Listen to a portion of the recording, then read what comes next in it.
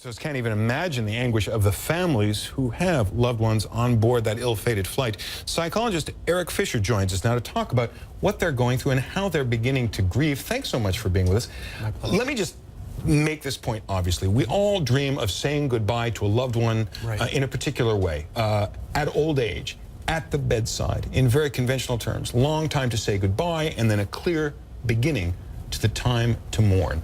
These people have been robbed of all of those things. Yes. What's the impact on them psychologically? Well, we have to look at the combined factors of the emotions that they've been going through beforehand, the feelings of mistrust, the feelings of betrayal, the helplessness, the exhaustion they've been going through. All the stress of all these situations are adding to this, and there still is no closure. We as humans like to be able to have that contact with that person when they've passed, and even then, we still don't believe it sometimes.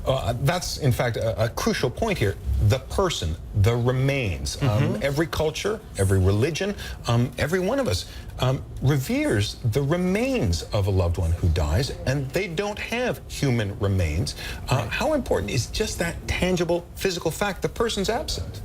It's the beginning. It's often the beginning of that process of the grieving that we can see that there is a finality. You know, not necessarily closure, but finality to that life, and we can potentially begin to move on. But a lot of them may not feel like they can move on because there are theories of conspiracy, because all the information hasn't been shared. There's a lot of feelings of being robbed and something stolen from you and taken from you, that people can get stuck in those feelings of betrayal and then anger, rage, and hatred, which are protective emotions that often help us to cover up our feelings of helplessness. Now, you're not a clergyman, but there's a religious aspect to this, because for many people in many cultures, they feel like their loved one is going to another world, going to a better place. Every religion on the planet has rituals devoted to easing that journey, and this seems utterly anomalous. It's kind of a 21st century stain on every expectation every religion has. Right. Well, and you have to look at, too, that in China, there's not necessarily state religion. So they don't necessarily have those religious rituals, but they do have funeral rituals based on Confucianism and other cultural rituals that have been set up. So they have those set up, and often historically, they grieved or had funerals for those who were older in the family, but not necessarily those who were younger. So if you follow those cultural rituals that were in the past, then some of those families may not have those rituals, even without the body.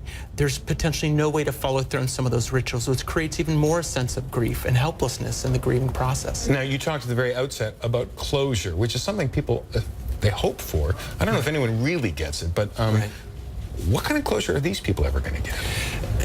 I don't think they won't have the closure they want. And again, it's one of those terms that's very nebulous. I think as we move through the grieving process, it's an extended process. We're reminded by the loss of people in other losses. There are people who are going through their post-traumatic loss from other plane events and plane losses through this event. So a lot of times our grief is connected to other people's losses and other situations that we see very visually in the news or we see in our communities, and therefore the grieving process is extended, sometimes over decades. It's not a simple process. And yet, in this context, it's also anger. It's mixed with anger. It's mixed with some political issues as well. Right. Well, and here you have I think that when we often have anger come up that's to this degree, sometimes it's misplaced from other situations in life. We have to look at that. Here's a situation with many of the Chinese are expressing their anger towards the Malaysian government and Malaysia Airlines. There's also a situation where there's in China, there's some potential distrust of the government. They felt the government wasn't really attending to their needs until more recently the government began to respond. And there's also some of the rumors that even some of the government may have been behind some of the protests that were staged to help guide them. So we have to look at, are there some more issues going here where they're trying to channel and focus that anger and rage towards Malaysia and towards the airlines, and they're trying to, whereas you have people who are feeling helpless and powerless, betrayed, misunderstood, and trying to gain some power in some ways. Every element of this, it goes over and over in your head. Erik Fisher, psychologist, thank you so much for talking with us. Thank you.